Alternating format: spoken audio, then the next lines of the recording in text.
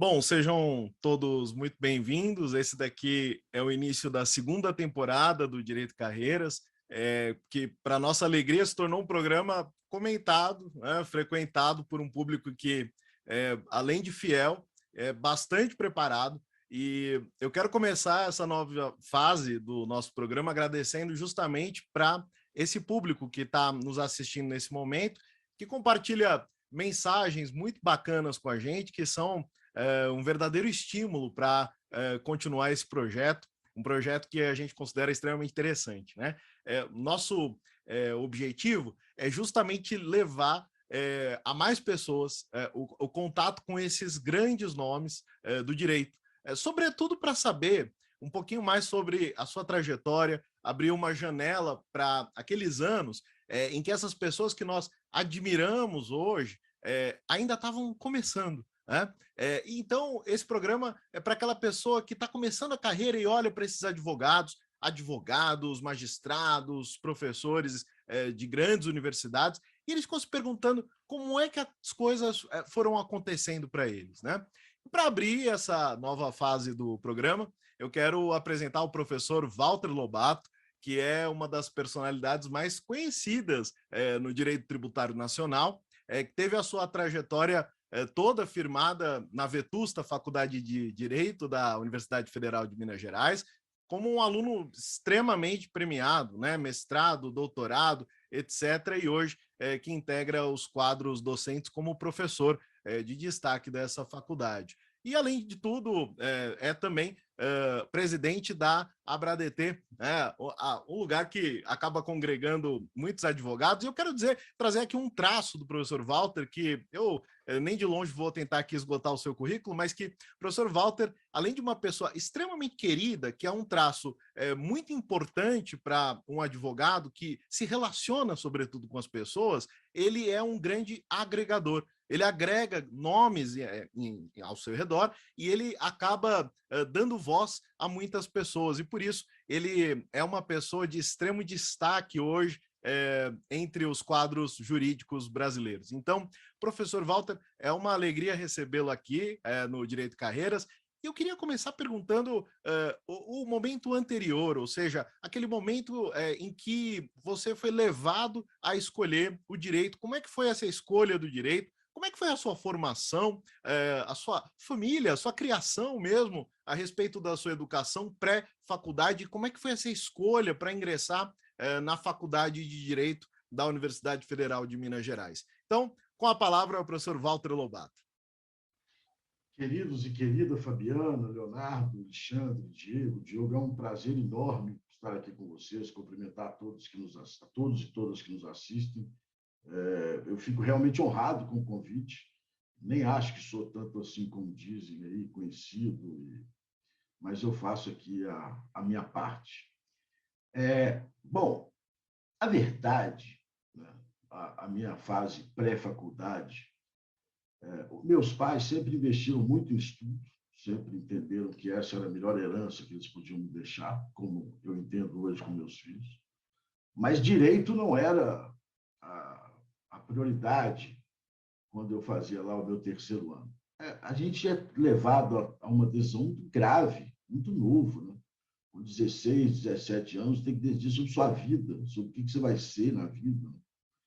Então, para mim, era algo muito difícil. Eu vivia lá tinha um centro no colégio que eu estudava, auxiliar os estudantes, o que eles queriam fazer. Eu fazia todos os testes do mundo, cada hora dava um curso diferente. Eu cheguei a querer fazer oceanografia, tinha uma faculdade no Rio Grande do Sul.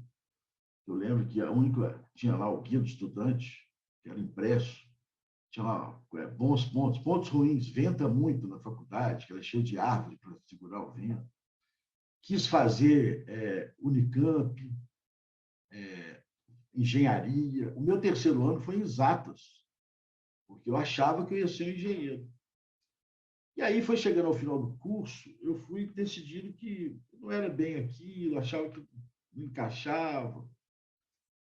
E uma certa vez eu estava indo fazer, isso é uma loucura que eu vou falar, mas não levem eu vou contar casos bons e casos ruins, alguns não levem para a vida de vocês. Eu estava indo fazer inscrição na PUC, que era antes da Federal aqui, a inscrição. Eu encontrei com o Samuel, que é vocalista do Skank. Eu falei, Samuel, você está fazendo o quê? Ele falou, psicologia. Eu falei, gente, eu tenho que falar alguma coisa da área de humanos, né? Eu falei, vou fazer direito. E fiz a inscrição em direito. Cheguei na minha casa, minha mãe, aí, filho, fez a inscrição do vestibular, fiz. Para quê? Eu falei, direito. Eu falei, o quê? Você está fazendo exato? Eu falei, não, mas agora eu quero fazer a carreira de direito. E foi assim. Aí, quando eu entrei na faculdade, eu fiquei completamente apaixonado, porque eu sempre tive uma paixão enorme por pessoas, por relacionamentos. Então, eu hoje tenho certeza absoluta que eu escolhi a profissão certa. Mas eu sempre falo para meus filhos que você é muito novo para tomar uma decisão dessa, e novo também para acertar e errar. Portanto, aquele que eventualmente mudou de curso no meio do caminho não tem problema algum. A gente, quando é novo, tem todo o direito de errar e de acertar.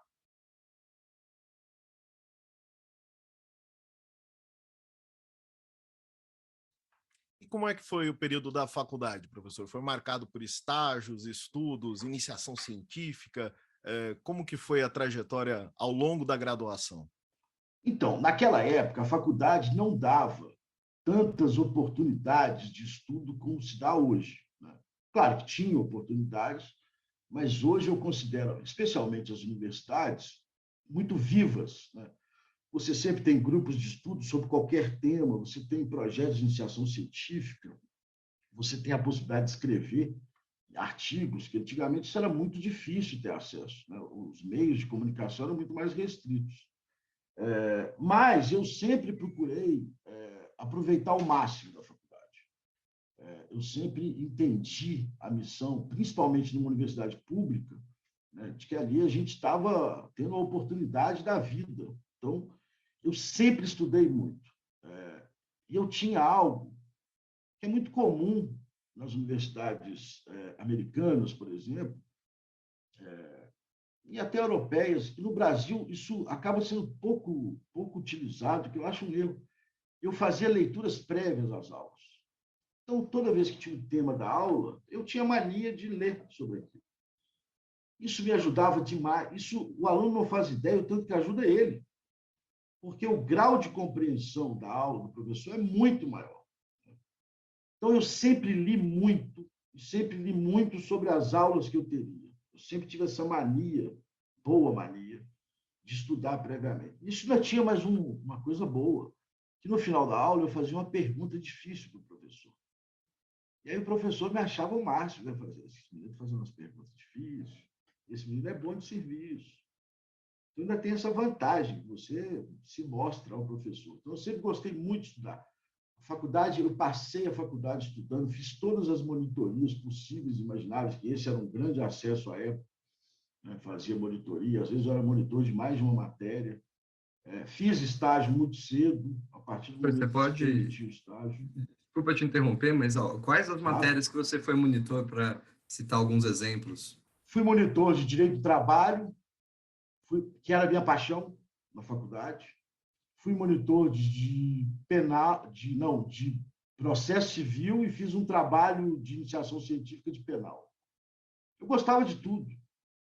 Eu não tinha uma preferência por direito tributário na faculdade. Há um caso interessantíssimo que a professora Isabel, como minha professora na graduação, naquela época já gigante, né, ela fazia, a prova dela era um hall de 70 perguntas.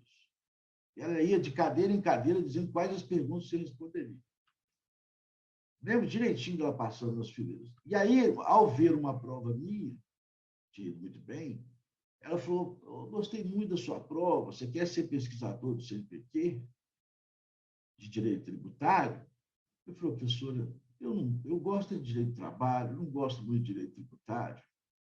Então, eu vou agradecer o convite da senhora, que agora eu estou fazendo um projeto de direito do trabalho. Você imagina, virou a minha paixão de direito tributário e minha sócia, minha professora, minha mentora. Ela joga isso na minha cara até hoje. Você não me quis na graduação. Aliás, professor, a sua dedicação às disciplinas teve como reconhecimento o Prêmio Barão de Rio Branco, né? Que é como o melhor aluno concludente da turma e de Direito Civil. Então, se sua paixão era Direito do Trabalho, Direito Civil também, não sendo sua paixão, você foi premiado como melhor aluno.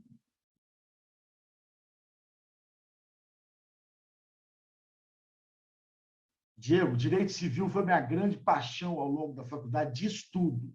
Direito do Trabalho tinha um apego social, que eu sempre gostei muito, né, da parte, como eu disse, né, da parte do ser humano, de enxergar o outro. Então, o Direito do Trabalho me trazia isso. Mas, do ponto de vista de estudo, Direito Civil sempre foi minha grande paixão. Isso é muito relativo, porque depende muito do professor que você teve, se ele te cativou, não cativou, sempre existe. Mas era a minha grande paixão. Eu tive grandes professores, o professor Humberto Teodoro foi meu professor de Direito Civil. E eu era completamente apaixonado.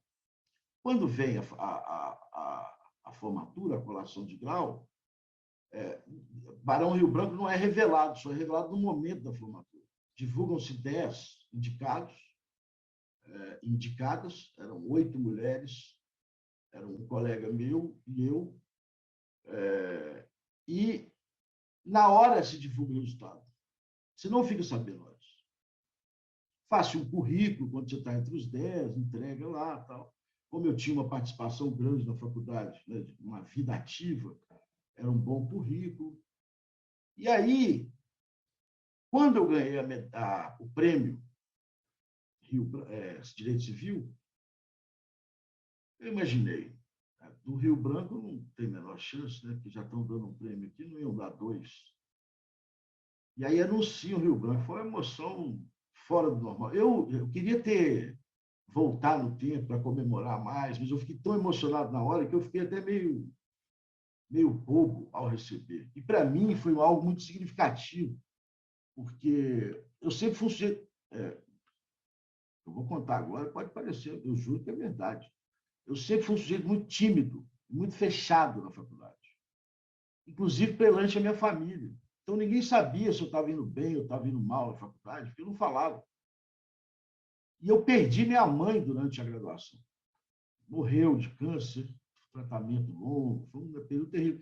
E a minha irmã trabalhava, meu pai, eu cuidava muito dela. Então, para a família, quando eu perdi a minha mãe ali no 5º período, mais ou menos, 5º, 6º, eu falei, agora esse menino vai se perder na vida, né? Não tem a menor condição. Meu pai foi para a formatura já feliz que eu estava formando. E para ele, eu acho que ele achava que nem formar eu ia formar. Quando anunciam o Prêmio Rio Branco, você imagina a felicidade, né, do Valdão. E ele falou, minha missão está cumprida. Então, havia um aspecto emocional, pessoal, muito forte. E o aspecto de amar profundamente a faculdade. Eu sempre fui um apaixonado pela Faculdade de Direito da UFMG. Então, isso ajudou muito na Rio Branco. É o que eu te digo, assim, eu estudei muito. A carreira do direito requer muito estudo. Quem pretende fazer direito, levando o direito a sério, plagiando a obra, né, precisa saber que nunca vai parar de estudar. Né? Se parar de estudar, largue a carreira, não é mais a carreira de direito. Seja qual for a sua carreira dentro do direito, você nunca mais vai parar de estudar. Então, eu sempre estudei muito, mas ajuda muito quando você ama o lugar onde você está. Eu era um completo apaixonado, eu conhecia cada esquina da biblioteca. Né? Então, assim, eu dava monitoria na biblioteca, eu passava o dia na faculdade. Eu não queria ir embora. Eu vivia lá dentro. Perfeito. História... Oh, desculpa, Alexandre. Pode Só falar. saía para um barzinho que tinha perto para tomar uma cervejinha. Não, essa história é linda, né, professor? A gente até se emocionou aqui, porque, de fato, toda essa carga pessoal e essa premiação pelo excelente trabalho que você exerceu enquanto estudante. Você imagina você, na hora que ganha o prêmio, eles chamam, né? Então, a primeira coisa que eu fiz foi olhar para trás, para olhar para meu pai. Ele estava em prantos, absolutamente em prantos. Porque eu tenho certeza, hoje, né? Depois que a gente vai viver na vida, a gente vê muito mais as coisas. E ele jamais imaginava que eu teria um prêmio desse. As pessoas, minha mãe sabia, porque ela tinha muita preocupação que, ao ajudá-lo no tratamento, estava me atrapalhando. E olha outra coincidência. Quando ela estava muito preocupada, dizendo que estava acabando com meus estudos, eu levei uma prova da professora Misabel, que eu tinha tirado total. Mostrei para ela, falei, olha o tanto que você está me atrapalhando. E aí a Misabel, de novo, marcando a minha vida. Isso é muito interessante, tem muita coisa boa na vida, né? Exatamente, professor. O que eu ia perguntar para você tem a ver com essa fase final da faculdade e o passo seguinte. Muitas pessoas acabam se formando e aí ficam naquela dúvida para qual área eu vou caminhar ou qual que é o próximo passo que eu vou dar. E, sobretudo, porque, às vezes, há diversas áreas de predileção. E o seu exemplo, acho que é um dos maiores nesse sentido. Você ganhou o prêmio em Direito Civil, foi monitor de Direito do Trabalho, e aí, ao mesmo tempo, vem aquele desafio. Será que vou para escritório? Será que vou para empresa? E aí, você teve uma marcante passagem no âmbito de empresa, em departamento jurídico. Não sei se foi em seguida a faculdade ali, mas eu lembro até que numa aula que o senhor me convidou para a disciplina sua de pós-graduação, você contou um pouquinho. Nessa fase das grandes teses judiciais, você estava do lado das empresas lá, que você trabalhava em departamento jurídico interno, então você não acompanhou muito pelo lado do escritório. Então, queria que você contasse um pouquinho dessa fase ali. O que fazer? Estou com o diploma na mão, e aí o que eu faço?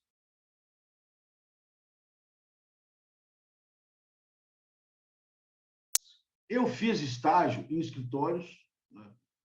Alguns escritórios pequenos. Belo Horizonte, à época, não tinha grandes escritórios, tinha um ou dois, três escritórios grandes no máximo. Os outros escritórios eram escritórios pequenos. E depois eu fui fazer um estágio numa empresa que se chamava Acesita, que era uma grande siderúrgica aqui de Minas Gerais, hoje chama Peran. E naquela época, o jurídico interno era muito forte. Hoje é forte, mas ele tem missões corporativas. Naquela época, o jurídico era um verdadeiro escritório. Ele fazia o contencioso e o consultivo. Eu me lembro que tinha uma biblioteca no jurídico da Cesita que era maravilhosa, uma biblioteca jurídica, no andar da presidência, um negócio maravilhoso. Vivia lá dentro estudando. Eu ia na hora do almoço, ficava no almoço estudando na biblioteca da Cesita. Então, eu fui para esse estágio e quando eu me formo, de novo, muito fechado, o diretor jurídico ficou sabendo da minha performance na faculdade, que eu nunca tinha dito. Ficou sabendo da Rio Branco, do prêmio Direito Civil.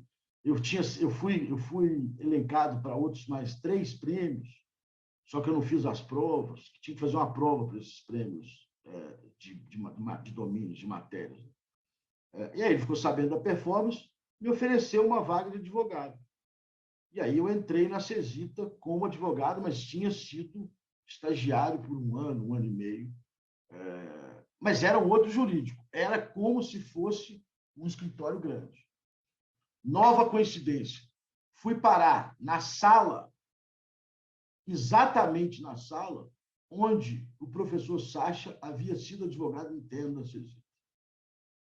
Quando eles me falaram que aquela mesa era do Sacha, eu falei, não, me arruma outra mesa, porque eu não aguento carregar esse peso. Vocês vão achar que eu sou o Sacha, eu não sou o Sacha. Então, eu fui parar na sala onde ele havia sido advogado interno da Cesita. E aí, era um outro mundo, Alexandre. Havia uma distância da academia com esse mundo corporativo. O mundo corporativo era muito mais próximo das auditorias.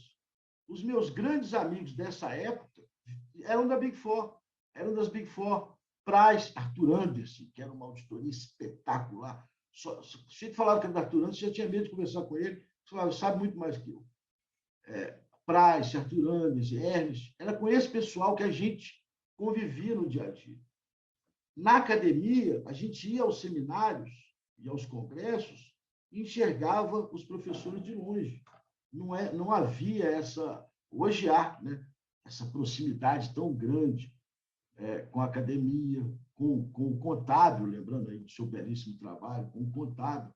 Nós, do jurídico interno, éramos muito próximos do mundo contábil, mas a academia não tinha essa proximidade. Eram mundos completamente distantes, até porque, naquela época, a grande discussão dos escritórios eram as grandes teses tributárias, enquanto que no mundo corporativo Era o dia a dia que ali tinha que achar uma solução. Eu brincava que, às vezes, eu ia em seminário tentando achar solução para os problemas que estavam na minha mesa e não encontrava. Tamanha a distância. Então, no meu caso, foi circunstancial. O estágio que eu estava, eu fui efetivar. E como é que eu fui para o direito tributário? Isso é legal. Eu comecei na CESITA, primeiro eu fui contratado e fiquei na mesma salinha que eu era estagiário, um advogado, vou falar, um advogado. Sujeito espetacular, mas ele continuava me enxergando como estagiário, porque eu tinha sido estagiário 1 ano e meio. Então, eu era o único estagiário do jurídico inteiro. Então, as pessoas continuavam me tratando como estagiário. Nada contra isso, mas eu tinha mudado de vida, eu queria me firmar como advogado. E aí eu fui ao diretor jurídico. Doutor, todo mundo fica me pedindo coisa de estagiário, eu quero fazer coisas de advogado. Ele falou, Valdo, só tem uma solução, você tem que sair da vista deles, e eu tenho que contratar estagiário, para eles, para colocar naquela cadeira onde você está, para eles pararem de te enxergar, porque eu uso do cachimbo, né? E aí eu fui para essa outra sala, que é a sala, né, que o Sacha advogou lá, para poder as pessoas pararem de chegar. E comecei a advogar muito no direito civil, no direito do trabalho, não advogava no direito tributário. Uma certa feita, o responsável pela área tributária fez concurso público e foi para a PGFN. O diretor, então, me chama e fala, Valdo, eu sei que você é muito estudioso e você fica muito sensibilizado com algumas demandas trabalhistas cíveis, e ficava mesmo, bravo às vezes até, que a empresa tinha que pagar, etc. Ele falou, você não quer ir para a área tributária? Eu acho que ele ficava com medo, porque eu fazia muito acordo quando eu achava que a empresa estava errada. E na área tributária não tinha acordo. Crédito tributário disponível hoje já mudou um pouco a transação. Não tinha acordo. E aí ele usou uma frase que até hoje eu gravo assim, porque o Estado não tem alma. Ele deve ter pensado, esse menino deve estar me dando um trabalho, ficar fazendo esses acordos. E aí ele me convenceu. E eu coloquei 2 condições. A primeira, que eu iria comprar o livro que eu quisesse de direito tributário, que é Tever. Lembra que era uma estatal, depois foi privatizado, e jurídica enorme, biblioteca enorme. A segunda, que eu iria em todos os seminários de direito tributário que tivessem, para eu aprender. Eu não tinha estudado direito tributário para a vida profissional. Foi aí que eu passei aí todos os meses em São Paulo, porque naquela época a Dialética fazia seminários incríveis todos os meses. Eu era amigo do pessoal de venda de eventos da Dialética, porque todos eu ia. Quando eu não tinha feito a inscrição próxima ao evento, eles ligavam para o escritório e falavam, doutor Walter, mas você não vem nesse? Eu ia em todos. Era uma condição contratual. Eles tinham que me pagar todas as idas. Eles faziam um evento muito ali na Paulista, num hotel que tinha ali. Era espetacular. O Valdir fez um trabalho para o direito tributário que nós tínhamos que homenageá-lo, porque ele realmente revolucionou o direito tributário no Brasil. Esse trabalho, vocês falam que eu gosto de aproximar pessoas. O Valdir foi o grande aproximador do direito tributário no Brasil, com o trabalho que ele fez na Dialética, na revista Dialética. Ele ainda fazia uns desenhos das fotos da gente maravilhosos, né? Estava 30 anos mais novo. Com a revista Dialética, com os livros de Dialética e com os eventos. Haviam muitos eventos, só ele fazia evento naquela época, o resto era congresso. Foi aí que eu fui para o direito tributário e apaixonei. Assim como eu apaixonei pelo direito, eu apaixonei pelo direito tributário. Por falar nos desenhos, professor, eu me lembro que eu não tive a sorte de publicar na Dialética, mas quando comecei a trabalhar, eu falava, um dia eu vou ter minha caricatura ali. Era o meu desejo, quando eu estava lá no Jurista, um dia eu ainda vou ter minha caricatura nessa revista. Aí a primeira vez que saiu, eu tenho guardado até hoje o artigo. E quando foi? Você se lembra que ano foi? Quantos anos de formado você tinha quando teve sua primeira caricatura? Quero dizer, seu primeiro artigo publicado? Eu fui para o tributário com uns 2 anos de formado, com 5 anos de formado.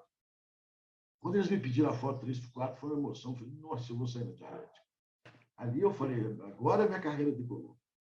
E, professor, o senhor, nesse momento, ainda estava na empresa ou já tinha migrado para o escritório de advocacia? Não, Ainda ainda era estava lá. Cesita. Eu fui E sair como da foi Cesita, essa migração?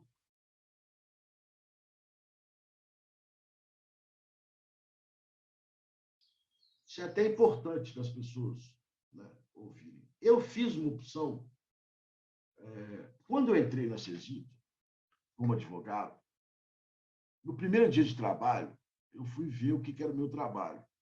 E lá tinha um jurídico interno, a Cesita tinha fama do jurídico interno ser fortíssimo. Então, tinham passado grandes advogados que tinham grandes escritórios em Belo Horizonte, assim, renomados. Passar pela Cesita era um item no seu currículo muito relevante.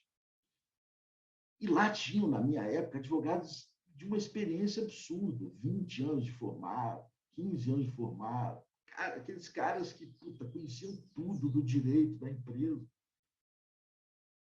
Aí, na primeira semana de trabalho, eu encontrei com meu pai e falei, pai, eu não vou evoluir nunca nessa empresa. Eu vou continuar. Meu dilema de que eu continuava como estagiário, só tem cara, né, velho de mercado, cara experiente. Eu nunca ouvi um menino que está chegando agora. O que eu faço? Sai de lá? Não. Você vai descobrir o que eles não fazem. Você vai fazer. Aí eu fui na secretária que eu tinha ficado ali dela, Marta, até hoje só. A filha dela fez estágio comigo depois. Eu falei, Marta, o que esse pessoal não faz? Eu quero fazer. Eles não conseguem atender todo mundo, porque a demanda é muito grande. Então, é de gerente para cima que eles atendem. Eu falei, então, assim, chegou aqui, eles não vão atender, passa para mim. Eu vou atender quem eles não atenderem. E passei a atender esse pessoal. E esse pessoal foi virando gerente depois, foi virando diretor, e eles foram me levando junto. Aí que a coisa começou a evoluir muito. E qual que foi a sua pergunta, né, Fabiano? Acho que eu não respondi, não. Como que migrou para escritórios de advocacia? Importantíssimo. Eu fiz uma opção, então, para fazer um investimento muito forte na advocacia. E me afastei da academia que eu tanto amava. Vamos lembrar, Prêmio Rio Branco. E Prêmio Rio Branco traz um peso muito grande, porque aqui, agora não mais, mas naquela época havia uma fama que Rio Branco fazia concurso. E eu não queria, eu queria advogar, eu amava a advocacia. Então, eu me afastei um pouco da vida acadêmica. Mas eu comecei a sentir muita falta daquela época que eu tanto estudava, né? Que o mundo estava muito concreto ali da advocacia. Eu queria realmente me aprimorar. E aí eu volto para o mestrado. Vou para a UFMG para fazer o concurso de mestrado e entro no mestrado. Vocês podem perceber que eu fui para o mestrado 8 anos depois que eu formei. Exatamente porque eu tive essa distância e senti essa falta. Eu digo às pessoas hoje que têm curso de pós, que na época não tinham, né? Lato sensu, mestrado, doutorado. Qual é a grande vantagem? Para aqueles que não querem a vida acadêmica, não querem dar aula, por que fazer mestrado? Porque o mestrado sofistica o seu pensamento. Essa é a grande vantagem. A pós-graduação faz com que você passe a pensar de maneira muito mais profunda nos problemas. Então, você passa a ter um raciocínio muito mais sofisticado. Muitas pessoas me perguntam, mas eu devo fazer mestrado mesmo não querendo dar aula? Deve. Porque ele cria a sofisticação do pensamento que você não adquire na graduação e nem na vida prática. Na vida prática, a bola veio e nós estamos chutando do jeito que veio. Então, o mestrado traz essa vantagem, por isso que eu fui até ele. Procurei o professor Sacha, que já era um amigo à época. Ele me orientou no mestrado. Foi no mestrado que eu passei a ter contato com a professora Isabel de novo, depois da graduação. Eu volto para a faculdade 10 anos depois, 8 anos depois de formado. Só que foi uma época dificílima, que foi uma época que o próprio constitucionalismo se revolucionou. Eu estudei o tempo todo os grandes clássicos e a filosofia clássica.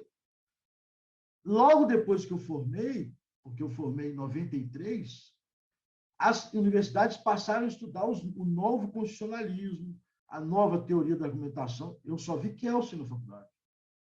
O máximo que eu cheguei. Hart, Kelsen.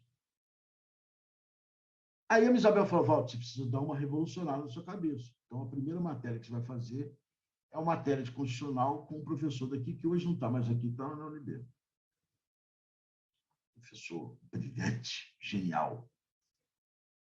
Ele era o marco teórico dele era o Habermas. Aí eu volto no professor, e eu só estou contando esse caso, porque ela contou em homenagem a ele uma vez, num seminário que foi feito em homenagem a ele, contou esse caso, então ela virou público. Passado um tempo, eu volto à professora Isabel e falo, professor, eu não tenho condições de continuar o mestrado. Eu fui assistir a aula do professor e eu tenho 3 problemas. O primeiro problema é, cada frase que ele fala, eu tenho a sensação que eu tenho que ter lido 5 livros para entender a frase. O segundo problema é que todos da turma, exceto eu, passam a aula balançando a cabeça, concordando com ele. Então, significa que eu sou o único ignorante naquela turma. E eu não vou, eu estou me sentindo muito mal. E o terceiro problema é que ele encerra, muito habermasiano, hoje eu sei disso, ele encerra toda a frase com um ou não. Então, assim, o sistema do direito é um sistema fechado. Ou não. Pô, eu custei a entender a frase e no final coloca um ou não. Aí, professor, falta. Primeiro problema. Cada frase você tem que ler 5 livros? Leia. Eu te falei que para entrar para o mestrado você tem que dedicar, então leia os 5 livros. O segundo problema, eu inverter na ordem. O ou não significa que ele está abrindo a cabeça para você ter novas ideias. Então, ele te deixa à vontade para seguir o seu rumo. E o terceiro problema, de balançar a cabeça, enquanto você não estiver lendo os 5 livros, balança a cabeça também. Provavelmente, nem todos que estão ali leram os 5 livros.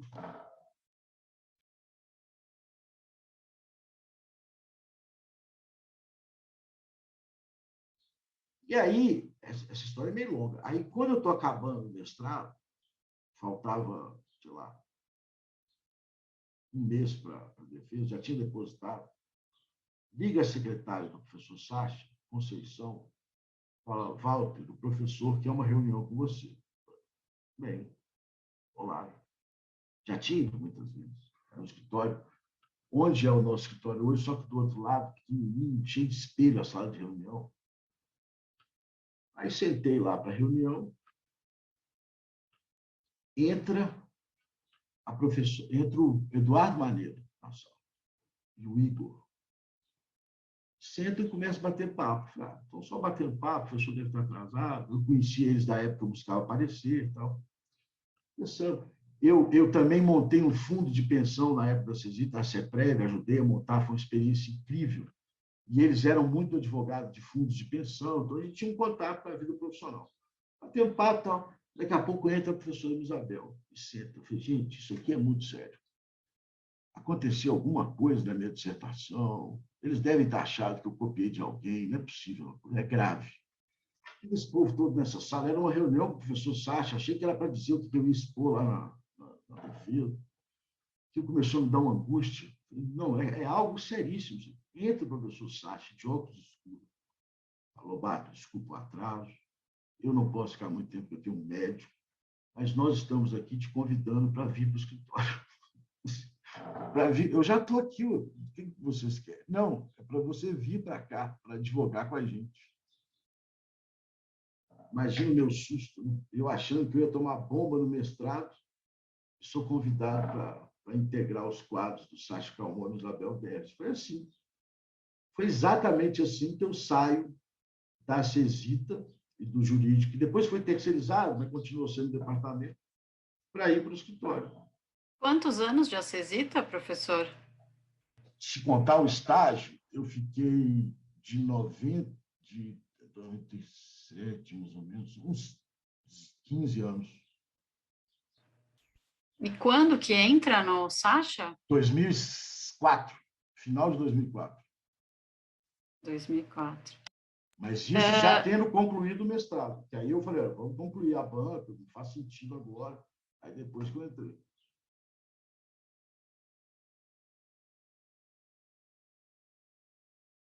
Antes de o senhor contar um pouquinho da trajetória dentro do Sacha, eu queria voltar num tema que é a timidez, que o senhor falou no É um início. negócio.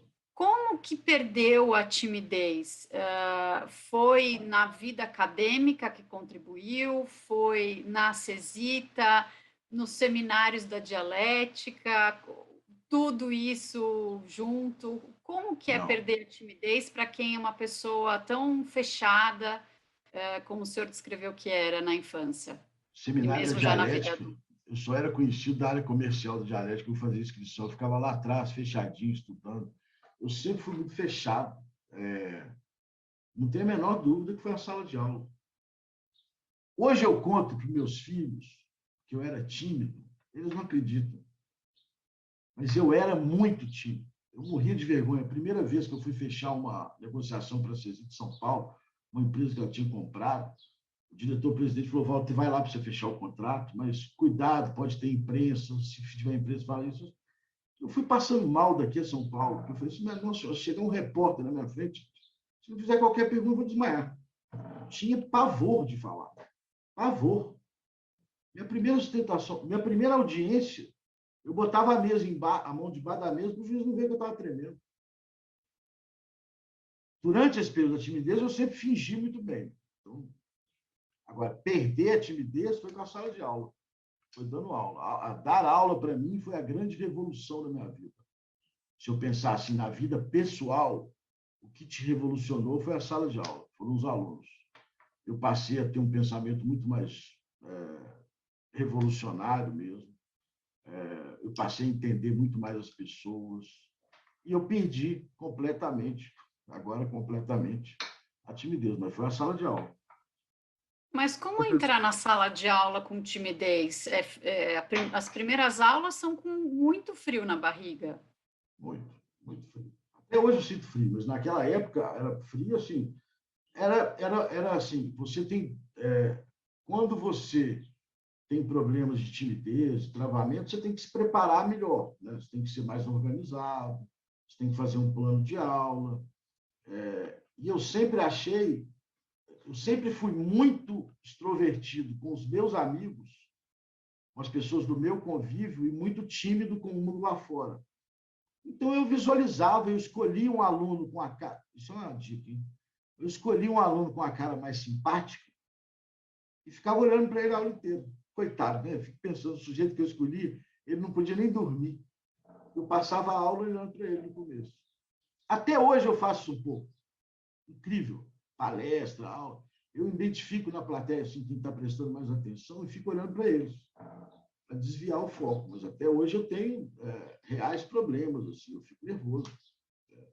Professor, aproveitar rapidamente. Mas, ao mesmo tempo, vencer isso é de um prazer tão grande, que ele te vicia. A partir do momento da primeira vez que você venceu, você se sente com uma autoestima tão elevada que você fala, vou lá de novo, e vou de novo, vou de novo. Sabe como é que eu comecei a dar aula na graduação? Eu fui pela pós, convidado pelo professor Werther, eu tenho essa gratidão a ele por isso, para dar aula na pós-graduação lá de Ciências da Milton Campos. E naquele ano eu ganhei um prêmio dos alunos que chamava o professor que deu o melhor e maior professor da banca, porque eu tinha dado o maior número de matérias, que todo professor que faltava, eu dizia ao velho, me dá que eu vou lá dar aula, me dá que eu vou dar aula. E aí a graduação viu, apareceu uma vaga na graduação, professor, tem um professor lá embaixo que os alunos adoram, você não quer chamar? Foi aí que eu fui dar aula na graduação, mas por isso, com a vontade o tempo todo, isso tem uma vantagem. Eu sempre, Fabiano, tive um espírito muito competitivo. Então, me desafiar era mais forte do que a minha timidez. Eu sempre gostei de desafio na vida. O professor, Desculpa, aproveitando, não, imagina, o senhor comentou da tremedeira na primeira audiência, a gente vai retomar esse assunto depois, um pouco mais de detalhe, mas aproveitando a sua reconhecida atuação em tribunais administrativos, judiciais, o que você indicaria ou daria de dica para profissionais em relação à sustentação oral? Você tem um ritual de preparação? Você escreve? Você faz bullet points? Qual que é o seu método para se preparar para um julgamento administrativo ou judicial?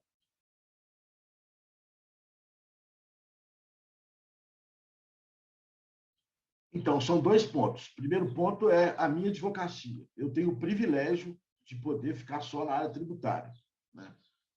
Porque muita gente não consegue isso, então, às vezes, não consegue focar por uma necessidade de mercado. Isso já me dá uma grande vantagem. A segunda grande vantagem é que o fato de ser professor, eu me mantenho muito atualizado. E a terceira grande vantagem, que aí não aplica a todo mundo também, eu só estou separando as que não aplicam, eu sempre exerci uma advocacia muito personalizada. Eu nunca tive muitos clientes. Eu sempre conheci profundamente os meus clientes. Eu sempre conheci profundamente os meus processos. Ninguém conhece mais os meus processos do que eu. Nenhum estagiário, nenhum advogado, nenhum juiz, nenhum conselheiro. Eu conheço mais os meus processos que qualquer um. Eu reviso 100% das peças. Não porque eu não confio nos meus advogados, pelo contrário, eu tenho uma equipe espetacular, mas é um jeito de eu me manter atualizado. Então, quando eu subo a tribuna, ninguém conhece aquele processo melhor que eu. Eu lembro de algumas sustentações do CARF, vou começar a revelar a idade, né? Eu era do antigo Conselho de Contribuintes, fazia sustentação lá. Tinha sustentação oral de demandas previdenciárias, que era no antigo INSS, você fazia sustentação sentado. Na época, tímido, eu achava o máximo, que pelo menos a perna não tremia, tremia só a mão.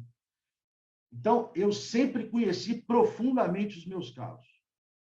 Agora, os pontos em comum que aplica a todo mundo. Estudar o caso é essencial. Eu já vi, meu querido amigo Alexandre aqui sabe disso, lá no CARF, onde a dialética é muito melhor, eu já vi conselheiro perguntar coisa para o advogado e ele não sabia responder sobre documentos fiscais, etc. Não estou nem falando de conteúdo, estou falando se tinha a nota fiscal nos autos, ele não sabia responder. Isso é perigosíssimo, você perde a credibilidade de tudo que você falou ali. Então, conhecer profundamente o caso. E a responsabilidade de subir na tribuna para falar em nome de outro. É o segundo ponto. Quando a gente sobe ali, a gente sobe para falar em direito de alguém. Isso é grave. E terceiro, sustentação oral não é a contestação. Sustentação oral não é o memorial. Sustentação oral é uma oportunidade que você tem de enaltecer os principais pontos. Não tenha a ilusão de que você vai conseguir falar sobre todo o processo. Portanto, escolha os seus pontos fortes. Escolha aquilo que você acha que pode seduzir ou chamar a atenção do julgador. Os meninos me mandam um resumo hoje, a vida ficou mais fácil quando você tem equipe. Os meninos me mandam um resumo de vários pontos. Eu falo, acho que metade do que eles me mandam. Porque é um erro enorme achar que você vai poder repetir a contestação. Eu me lembro, aliás, um caso de juiz do trabalho, quando eu comecei a advogar, o juiz reclamou do tamanho da minha contestação. Ele cobrou audiência e falou: doutor, o senhor sabia que no direito do trabalho, na CLT, no processo do trabalho, eu posso pedir a defesa oral? O senhor acha que o senhor conseguiria falar isso tudo que o senhor colocou aqui na contestação? Aí eu disse: excelência, falar eu consigo. Acho que ela, que era a escrivã, que não vai ter tempo de digitalizar, mas se eu falar, eu falo tudo, está aí. Então é isso, né? A vida ficou mais objetiva. Se a gente não entende. Porque, veja, Diego, aqui não estamos falando da academia, nós estamos falando do exercício da advocacia. A advocacia, qual que é o grande encanto da advocacia? A advocacia é o mundo real, né? É o mundo dos fatos, que eu vou trazer o meu ensinamento jurídico para tentar aplicar, mas é o mundo dos fatos, é o mundo das pessoas. Do lado de lá, né, ou sempre, a gente vai estar lidando com pessoas. Lidando com pessoas significa entender a mudança dos tempos na comunicação. Então, saber se comunicar significa um grande passo para a advocacia. Como que se comunicava há 50 anos atrás, como que se comunica hoje? Como que eu me comunico no tribunal, no Supremo, no STJ, no Tribunal de Justiça, no Tribunal Regional? Como que eu me comunico no CARF? Como que eu me comunico nos conselhos estaduais? Cada lugar, como que eu me comunico com o meu cliente pessoa física, como que eu me comunico com o cliente pessoa jurídica. Cada lugar tem a sua linguagem. Então, o ouvido é muito mais importante do que a fala. Saber com quem você está comunicando. Perfeito, uma aula. Não, a vida vai ensinando a gente, né? Pelo menos algumas coisas a gente vai aprendendo. Outras a gente erra até hoje. Professor, retomando, acho que meu áudio É a voltou, mesma né? coisa na sala de aula. Você tem que saber se comunicar com o seu aluno. Ele é um igual. É claro que ele tem que te respeitar, mas ele é um igual. Eu nunca tive problema com um aluno na minha vida, porque todos os problemas eu encarei de frente e falei, vamos conversar. Eu adoro revisão de prova. Na época que era presencial, sentava com ele e falava assim, você acha que isso aqui está certo? Não é possível. Você acha realmente que essa resposta está boa? É a melhor coisa do mundo. Desculpa, Diogo. Professor, retomando para a sua trajetória acadêmica, você mencionou que demorou vários anos para voltar à academia no mestrado, mas também entre o mestrado e o doutorado teve um período de alguns anos de intervalo. Qual foi a razão desse intervalo? Se eu não me engano, você concluiu o mestrado em 2004 e iniciou o doutorado em 2011, certo? A mesma razão de eu demorar ir para o mestrado, que eu acho que hoje eu não aplicaria mais. Mas naquela época era difícil o acesso. Segundo, eu estava começando pós-mestrado.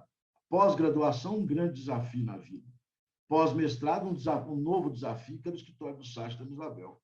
O meu investimento tinha que ser 100%. Eu fui convidado, logo depois do mestrado, para fazer um doutorado na França, com um casal de professores da Sorbonne, que até hoje sou amigo, casal Bouvier, e achei, conversando com o escritório, com o professor Sacha, passei lá 1 mês e meio pesquisando, mas nós achamos que ali eu sairia do foco do escritório. Então, não leve em conta tempo, porque tempo é algo que muda, né, com o passar dos anos. Então, o tempo daquela época não é o tempo de hoje. Leve em conta as razões. Quais são as razões? Às vezes você precisa focar. Então, era isso. Assim. Eu achava que naquele momento eu precisava de foco. Depois eu fui para o doutorado e tive a grata satisfação de ser orientando aí da professora Isabel. Professor, também aproveitando a deixa aí dessa relação com os professores Sacha e Isabel, que são seus mentores aí, tanto na academia quanto na área profissional, queria também que você contasse um pouquinho da Abradt. Acho que você deve ter acompanhado de perto desde a criação até a consolidação, até sim você chegar à presidência e fazer esses eventos grandiosos que a gente tanto admira aí, que conseguem trazer a nata do pensamento jurídico tributário brasileiro.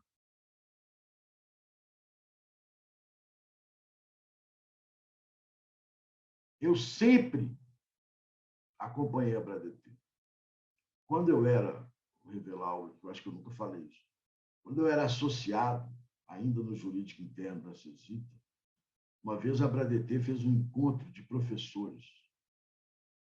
E eu não era professor, então eu não podia ir. Eu fiz um protesto formal para a Abradt. Falei que aquilo era absurdo. Que esse tipo de democratizar o espaço, qual é a autoridade? Eu era associado, eu pagava anuidade, eu tinha direito de ir em qualquer evento da Abradt. Você imagina, eu cheguei a fazer um protesto contra a Abradt. Porque eu sempre achei que a gente tem que abrir todos os espaços. Muito bem. Aí, quando eu vou para o escritório, antes do escritório, eu acho, eu virei diretor da Abradt, por conta do contato enorme que eu tinha com o professor Sacha. Como eu disse, além de meu professor, ele já era um amigo, antes de eu ir para o escritório dele. Ele já era amigo. Eu tinha nele um mentor, um cara que eu procurava quando precisava de socorro na área tributária. E um amigo, assim. O professor Sacha sempre foi muito próximo de mim na faculdade.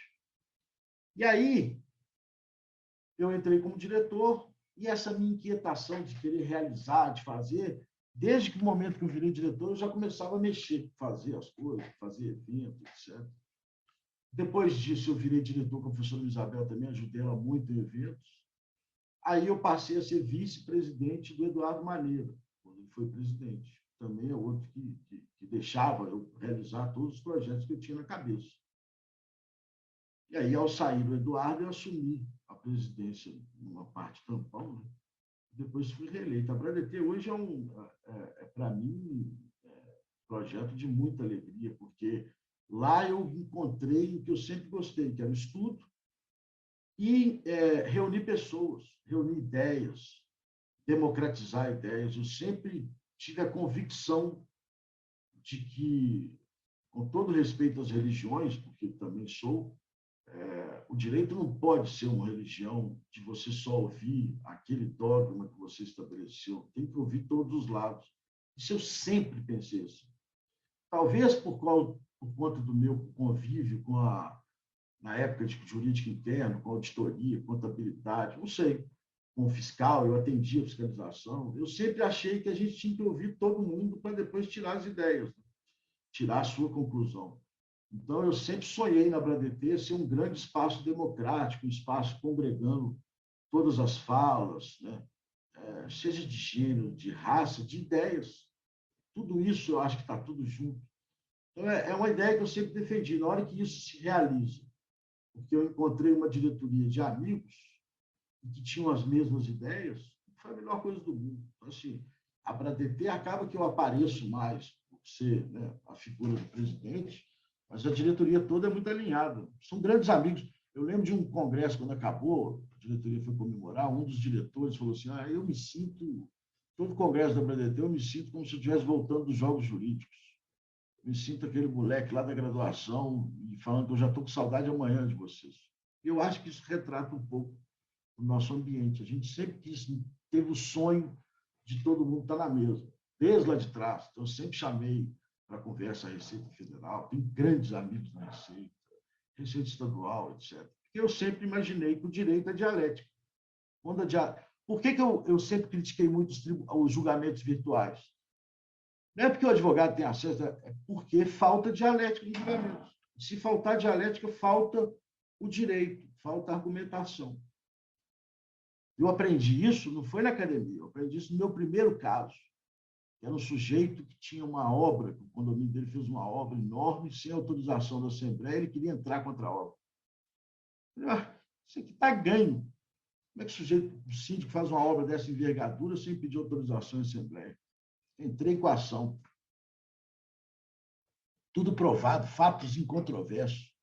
Fui buscar a sentença, naquela época a gente buscava a sentença no balcão, né? Lá no PJE. Ao ler a sentença no balcão, julgo improcedente o pedido, faltou eu chorar. Falei, eu escolhi errado, eu tinha que ter ido fazer Unicamp mesmo, engenharia, oceanografia, direito nunca foi minha área. E aí o escrivão, o diretor da secretaria, vendo aquele jovem frustrado no balcão, virou para mim e falou assim, doutor, o que você está com essa cara? Eu falei assim, eu pedi uma ação que eu jamais perderia. Tinha gente que perder essa ação. Aí ele virou para mim e falou assim, doutor, o juiz foi síndico durante 10 anos no prédio dele. E eu tinha entrado contra o síndico. Né? Ali eu descobri que não existe a imparcialidade, quer dizer, muito antes das teorias da argumentação, de que a imparcialidade não existe, que você só convence o seu caso pela argumentação. E a argumentação pressupõe dialética. É isso. É azar, hein, professor? Mas foi uma grande lição, né? Tem que torcer para o desembargador também não ser síndico nesse caso. Foi ali que eu larguei o Kelsen e comecei a estudar o pós-positivismo.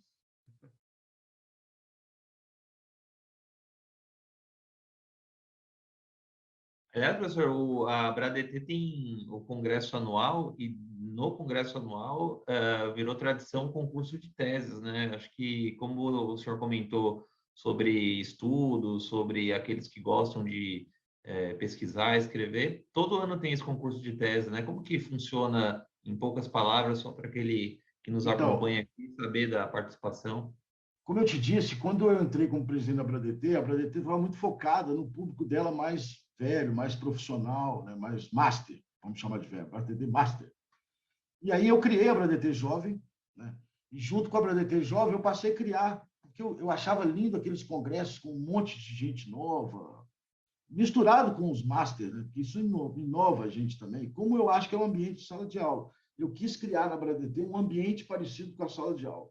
E para isso eu tinha que atrair os jovens e achava também que eventos, congressos, ter várias coisas paralelas são muito legais.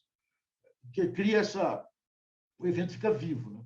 Então aí a gente teve a ideia do concurso de teses, que as pessoas escrevem uma tese inédita, há uma banca que seleciona os 3 melhores trabalhos, e aí a gente evoluiu para depois ter uma sustentação oral do trabalho, que também vai valer uma parte e ganha o prêmio Sacha Calmon, que aqui em Minas já foi objeto de contratação, porque você tinha o prêmio Sacha Calmon no currículo. Depois disso, uma iniciativa que eu acho maravilhosa, muito aí seguida pelo querido professor Paulo Calino, e hoje agora nós vamos ter o Tex Multicarf espetacular.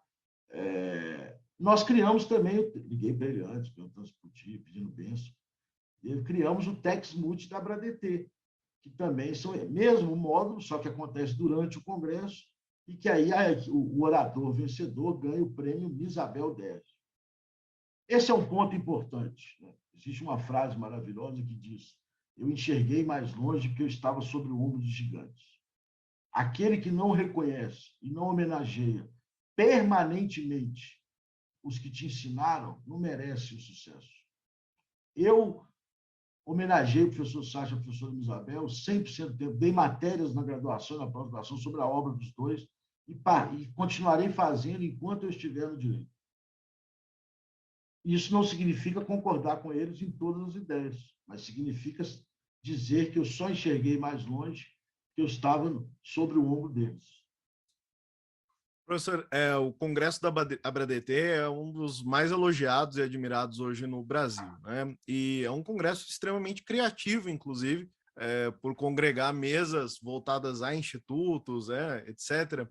Eu queria saber, na sua opinião, como presidente dessa instituição, qual é a sua visão sobre o futuro e o papel dessas instituições para o direito hoje, para o direito tributário em especial? Eu acredito que essas instituições, Léo, têm cada vez mais relevância. Por quê? Vamos lembrar, e aí que eu falo a importância do estudo também, né? Fazendo um parênteses. Eu agora, há 4 anos, só estudo muito teoria dos precedentes, por exemplo. Eu fui formado com Carnelucci, Chiovenda. Hoje eu estudo Marinoni, Didier, Dierle, aqui de Minas, Humberto Teodoro, meu grande amigo Metidier. O sistema processual brasileiro trará uma grande modificação. E em que sentido? No sentido de que as teses não terão mais o tempo de maturação nos tribunais, a não ser as teses em casos concretos, as teses tributárias não terão o tempo de maturação que existia na época. A ideia vai ser o controle concentrado, julgar cada vez mais rápido. E para que esses tribunais julguem corretamente, a participação da sociedade civil é relevantíssima. E a participação da sociedade civil só se dá de maneira organizada através das associações. Então, hoje, nós temos 2 papéis muito relevantes. Qualificar o profissional que está vindo para a área tributária, isso é relevantíssimo. Mostrar que ele tem que estudar quais são as obras, quais são os clássicos sobre o ombro de gigantes. A ABRADETE tem uma série que chama Clássicos do Direito, que resgata isso. E segundo papel relevante, fomentar o debate para que ele chegue aos ministros, aos assessores dos ministros, de maneira madura. E como isso vai ter que ser veloz, só a sociedade civil organizada consegue fazer. É uma nova realidade que vai mudar muito. Eu estou participando honrosamente da comissão que foi criada para reformular o processo administrativo e o processo judicial. Hoje há um clamor, tanto dos tribunais, quanto do fisco, quanto dos contribuintes, de que nós precisamos mexer no processo. Não pode, nós não podemos ficar 20 anos, 15 anos discutindo uma palavra no inciso de um dispositivo legal. A palavra insumos está sendo discutida há quase 20 anos. Isso não faz sentido para o investidor, para aquele que quer vir para o Brasil. Não faz. A gente discute muito segurança jurídica. A segurança jurídica certamente passa por previsibilidade, e a previsibilidade advém de que as escolhas possíveis sejam determinadas o mais rápido possível. E isso só acontece através do diálogo, e o diálogo só acontece através de associações organizadas. Eu acho que a ABRADETE, a BDF, IBDT, IBDF, IET, tantos outros que existem aí, o IDP, terão um papel relevantíssimo no futuro, cada vez mais relevante. Professor, e aproveitando esse gancho, né, o senhor integra hoje essa comissão de juristas notáveis para modernização do processo tributário. Eu quero aproveitar e perguntar para um membro dessa comissão como que você enxerga o futuro do processo, em especial administrativo tributário no país.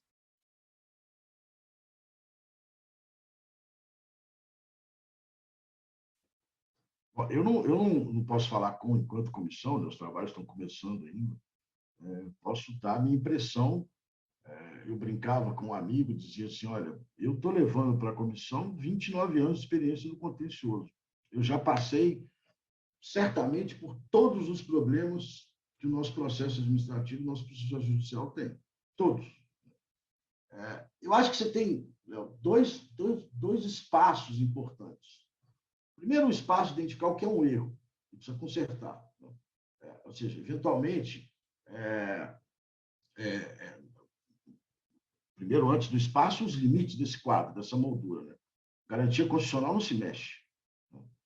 A gente só vai ter um país civilizado quando a gente entender a força normativa da Constituição, como dizia o Hessler. Você não mexe em garantia constitucional. Estado de democracia e direito, eu falo sempre para meus alunos, é igual construir uma casa. Aliás, eu falava isso, mas recentemente, conversando com um professor de direitos humanos, ele me deu outro exemplo que eu achei melhor. Assim, garantia fundamental você empurra o outro lado, você empurra. Quando você conseguir empurrar, quando você conquistou um espaço, você para tomar um fôlego.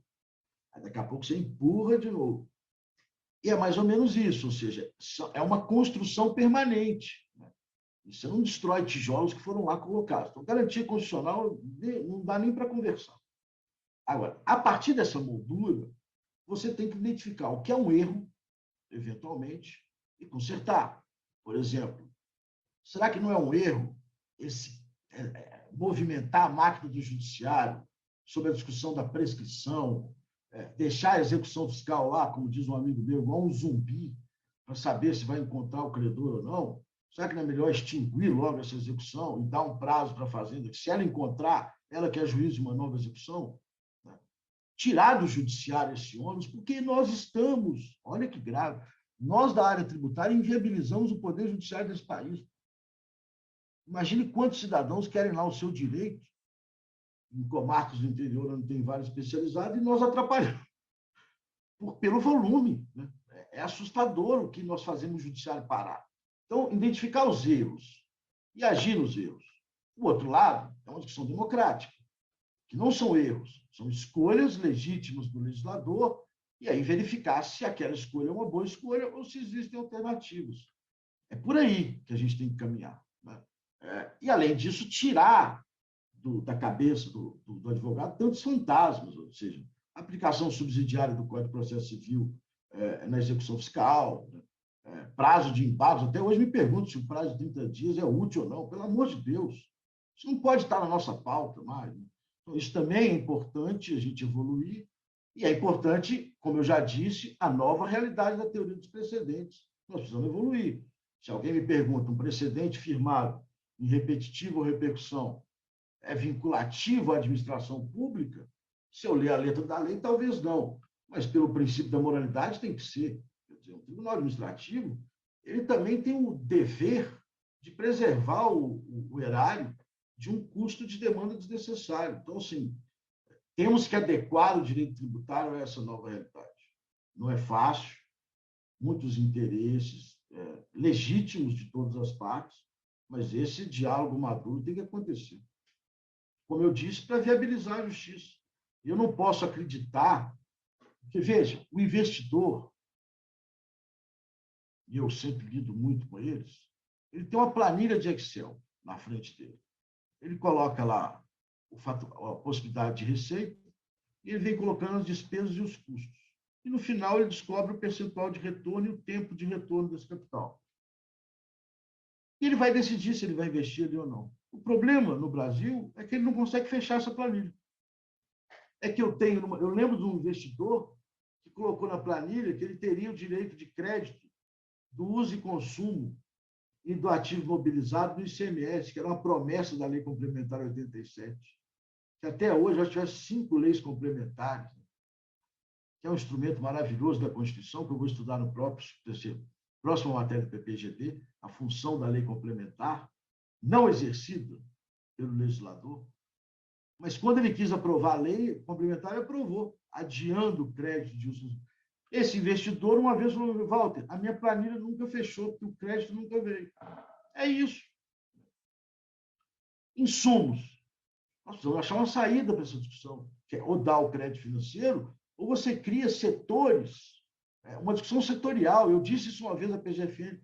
Nós precisamos criar uma discussão setorial. Não é muito covarde da nossa parte entregar para um julgador administrativo ou judicial, para o judicial ainda pior, que ele entende menos ainda do assunto, uma planilha com 40 mil itens, para ele dizer se gera crédito ou não. Nem eu sei onde aplica aqueles itens. Como é que o sujeito vai chegar? Não, o parafuso, a correia, corda sisal. Uma vez tinha na Cesita, tinha um negócio de corda sisal, aproveitar crédito mesmo. Eu falei, mas que diabo é isso? Aí fui lá no parque ver.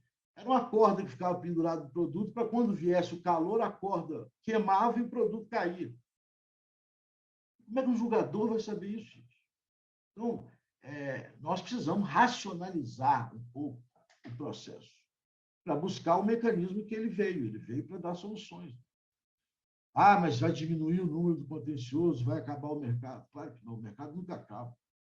Soluções consensuais estão aí. A arbitragem é uma realidade que vai chegar. Análise de transação. O mercado se inova. Lembrar lá do meu pai falando, né? Você tem que buscar o que os outros não fazem. Fazer a diferença o tempo todo. Mas eu acho que é por aí, viu, Léo? O futuro das associações. E nossa, aqui, nós precisamos fomentar o debate o tempo todo para ele chegar maduro aos tribunais. Veja o caso da DC 49. O ministro simplesmente repetiu a jurisprudência pacífica dos tribunais. Absolutamente pacífica. Aí ele recebe um manifesto, que é a primeira vez que eu vi, dos contribuintes e do fisco, dizendo, pelo amor de Deus, essa decisão vai causar um problema gravíssimo nas nossas organizações, como de fato iria causar, por conta da formação das filiais, da distribuição no país. Mas imagina, ele nunca podia imaginar que repetir uma jurisprudência pacífica iria causar um transtorno tão grande. A realidade precisa. Há um capítulo do livro da professora Isabel, do Modificações, que chama O Buraco do Real. É um dos textos mais lindos de direito, de teoria geral, que eu já li na minha vida, incluindo os clássicos. Que ela mostra essa... E eu falo muito sobre isso na minha dissertação e no meu doutorado. Na minha dissertação de mestrado e na tese de doutorado. Que é esse dilema do direito com o fato social. Né? Que a gente precisa estar próximo dele, mas, ao mesmo tempo, existe um gap de realidade que a gente não consegue alcançar. Mas, o tempo todo, a gente tem que perseguir o fato social, com a certeza da nossa incapacidade no direito de ser par e passo ao fato social. Mas isso não significa renunciar à perseguição do fato social. Buscar sempre a realidade, estar sempre atrás de tentar acompanhar as mudanças, o tempo todo, pelos mecanismos democráticos que foram construídos lá naqueles tijolos que eu falei. E essas associações são muito importantes para entender a mudança dos tempos. Quando é que algum estudante recém-formado teria acesso ao entendimento do superintendente da Receita Federal sobre determinado assunto?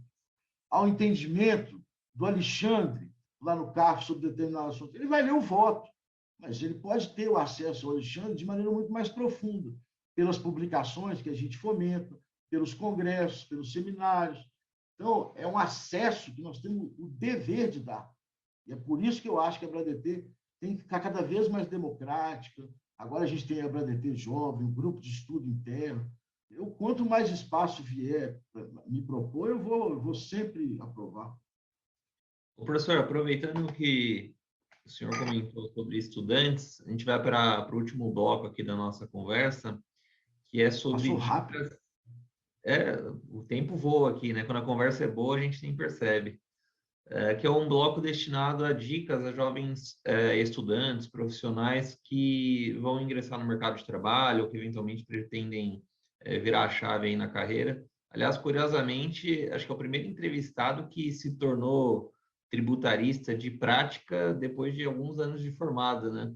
Normalmente, os entrevistados começaram na época de estágio, auditoria, Arthur Andersen, vários deles, tal. E aqui é uma baita curiosidade, né? Que é possível virar uma referência numa área, mesmo começando depois de alguns anos de formado nessa área de atuação. Então, ao longo da sua carreira, enquanto sócio de escritório, você deve ter entrevistado muitas pessoas, né? Quais as dicas que você daria para alguém que vai fazer uma entrevista ou no escritório do Sacha, Calmon, ou em outro escritório, empresa? O que você diria para esse candidato?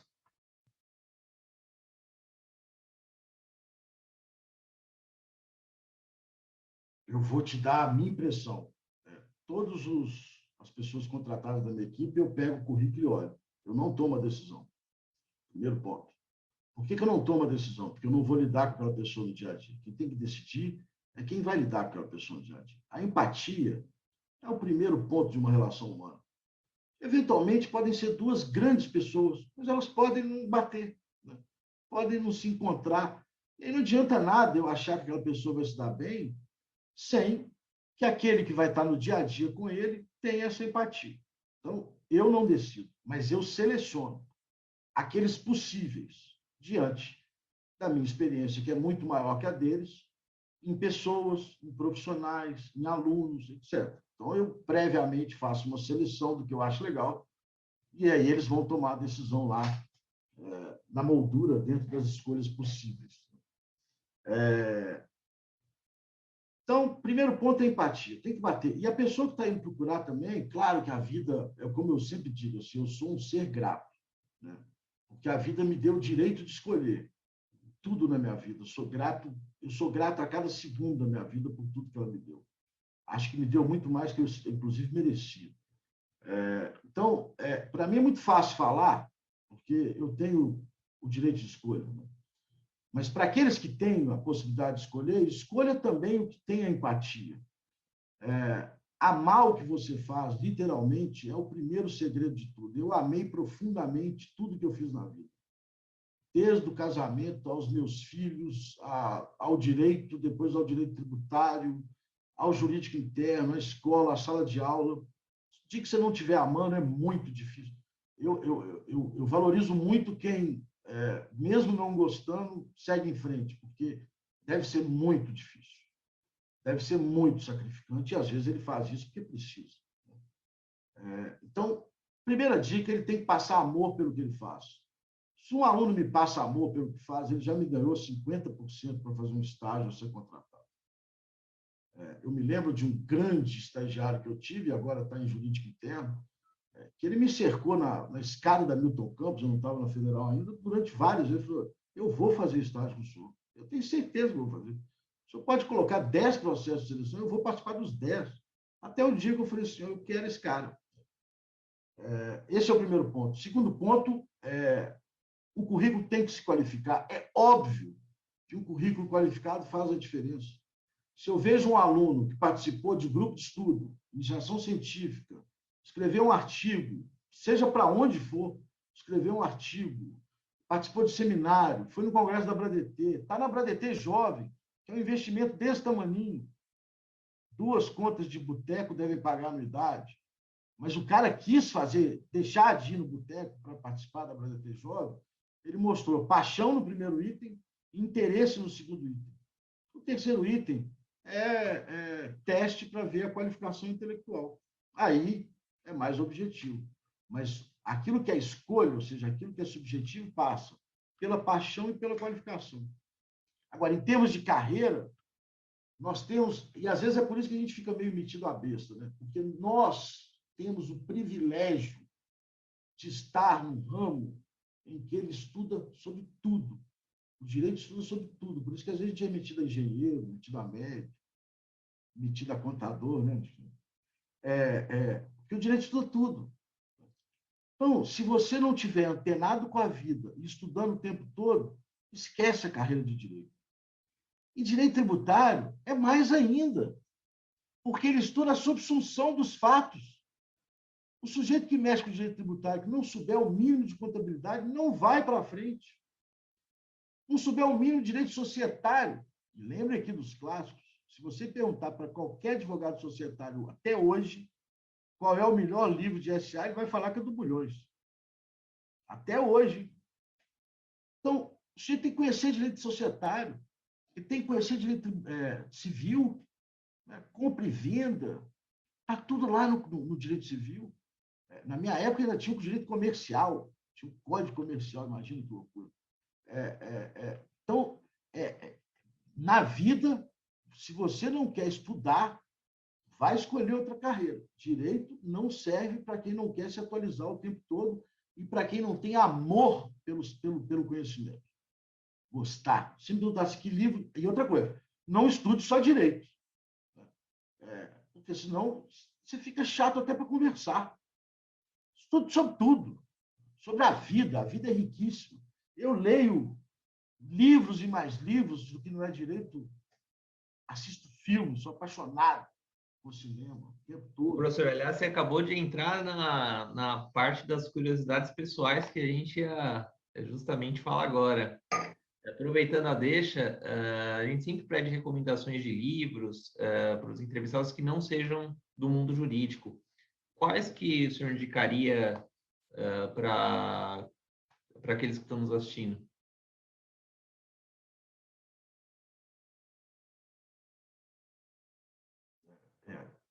Eu leio livros, porque ele nos transporta para lugares que a gente não foi. Mas eu vou dar uma razão racional para quem, às vezes, tem preguiça de ler. Ele te aprimora a linguagem, te aprimora a escrita, te aprimora o vocabulário. Então, seja por paixão, seja por razão, tem que ler. Não tem alternativa. E ele te aprimora nas relações humanas, que é o grande segredo da advocacia.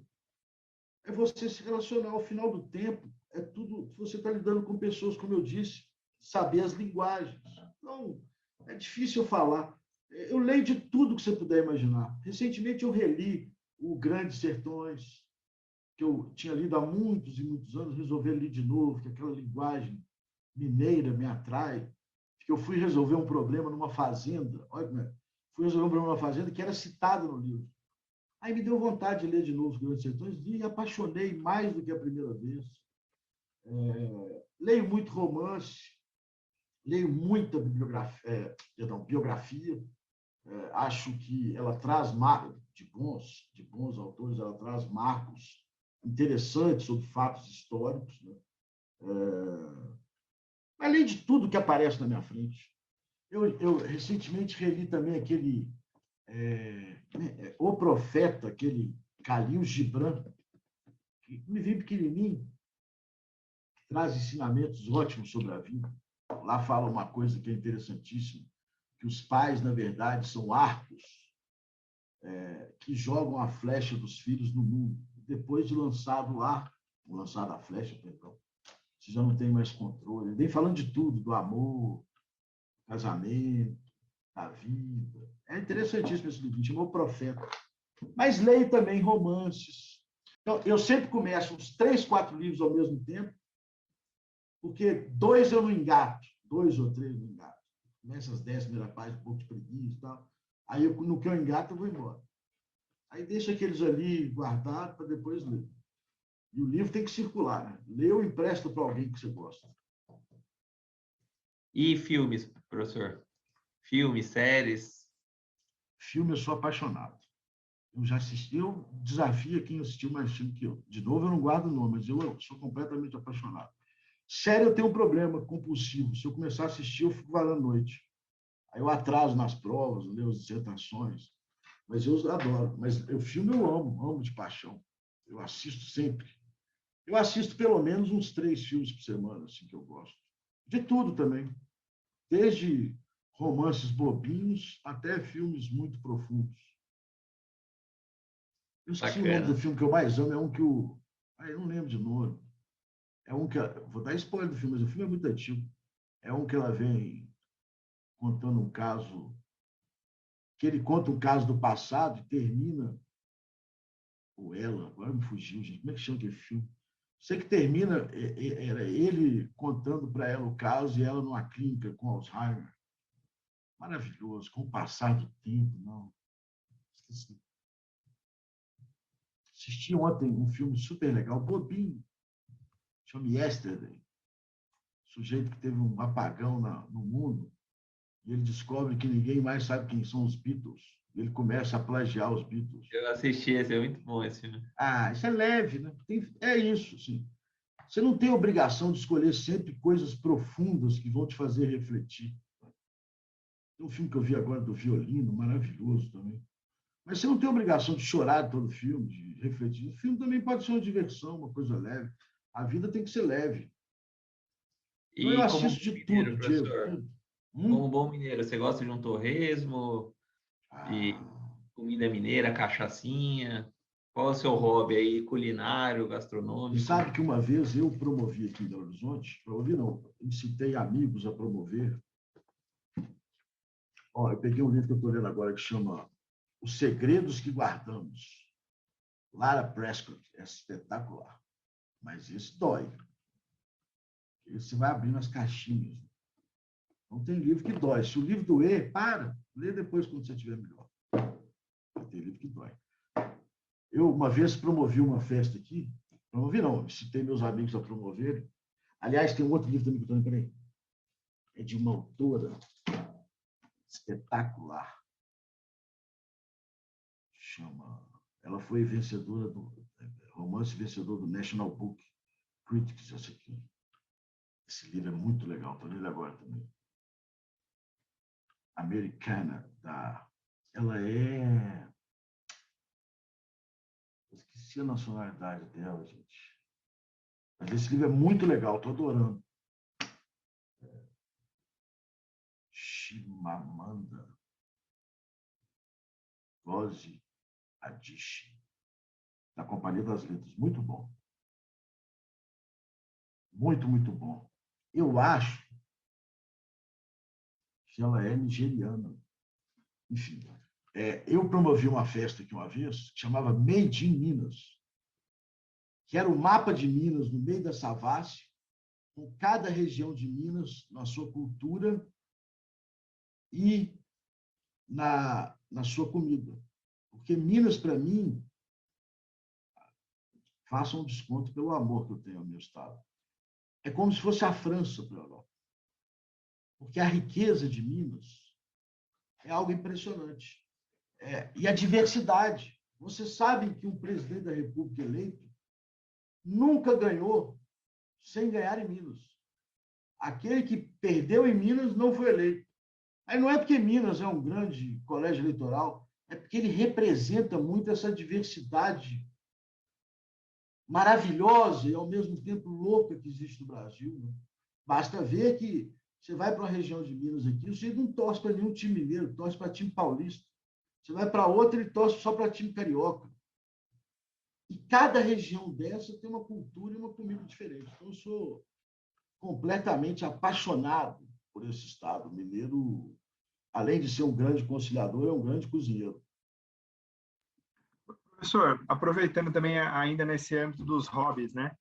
O senhor tem uma ligação de amizade aí com alguns músicos bastante famosos aí de Belo Horizonte. O senhor também toca algum instrumento? Ou era mais espectador? É frustração mesmo, que eu não conseguia tocar nada, fiquei amigo dele. Né?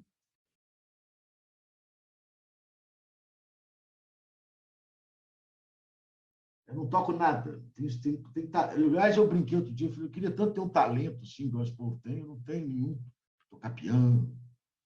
Outro dia, nós, num congresso aqui, encerramos na casa da professora Isabel, o professor Estevão Horvath deu um show do piano maravilhoso. Depois senta a professora Isabel também, deu outro show. Eu estava nesse dia. A professora Onofre já tocou piano aqui para gente. Eu não tenho talento nenhum de tocar um violão, de tocar nada. Então, eu falei, já que não dá para ser o cara, vamos ser amigo dos caras. Né? Aí fiquei amigo deles. Mas é isso, não tem talento, viu, Alexandre? Nenhum. Só tem talento é isso, fazer professor. amigos. Tem tantos eu tenho um grande talento, fazer amigos. Esse é o maior dos talentos, né, professor? Acho que essa é uma característica. Eu tenho mesmo. essa é uma característica que é marcante na sua trajetória e que o faz aí ser querido por todos os tributaristas do Brasil. Assim. Acho que um nome unânime é o nome do senhor. Mas você sabe que existem linhas filosóficas que defendem, né, que a eternidade não está em outro mundo, nem em outra dimensão, né? Está naquilo que você deixa aqui, porque as pessoas vão lembrar de você para sempre. Então, fazer amigos é pavimentar a eternidade. Eu sou um apaixonado com pessoas. Lembrando que a Fabiana me perguntou, mesmo sendo um sujeito tímido no passado, né? Mas eu sempre fui apaixonado por ser humano. E conhecer a realidade do país, que é muito dura, que é muito difícil, mas é bom conhecer a realidade. Eu me lembro, quando eu era muito novo, que eu abri a geladeira da minha casa e falei para minha mãe, não tem nada para comer. Ela me pegou pelo braço, subiu uma favela à época, e eu fui visitar pela primeira vez uma favela. Foi pior do que tomar uma surra. Então, a gente tem que ser grato o tempo todo a tudo que a gente vive. Né? Claro que nós vamos ter problema, claro que a gente tem milhões de tristezas na vida, mas nós somos muito privilegiados, né? Pela vida que a gente leva, pelo que a gente tem. Então, gratidão, para mim, é a primeira palavra. E aí, quando você é grato e enxerga o outro, fazer amizade era muito fácil. E eu realmente tenho esse talento de fazer amigos. Eu me vanglorio de que eu não sei tocar, não sei cantar, mas sei fazer amigos. Professor, como um bom mineiro, o senhor é muito bom de prosa. Essa conversa não dá vontade de terminar.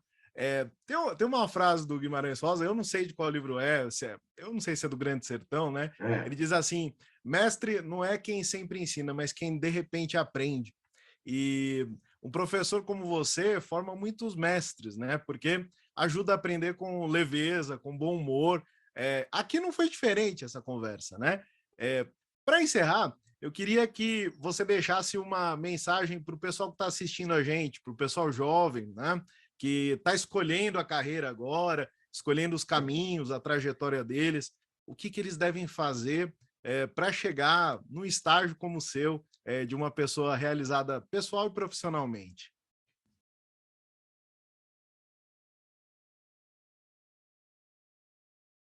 É difícil, né? Porque eu acho que grande parte da minha vida eu tive, como eu disse, mais retorno do que eu merecia. Mas se eu pudesse escolher, Léo, eu escolheria